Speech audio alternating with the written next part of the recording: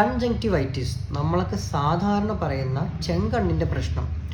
ഈ അസുഖം എങ്ങനെയാണ് വരുന്നത്? ഇതൊരു ബാക്ടീരിയൽ ഇൻഫെക്ഷൻ കൊണ്ട് വരാം, വൈറസിൻ്റെ ഇൻഫെക്ഷൻ കൊണ്ട് വരാം, അതുമാത്രമല്ല അലർജി പ്രശ്നം കൊണ്ട് വരാം.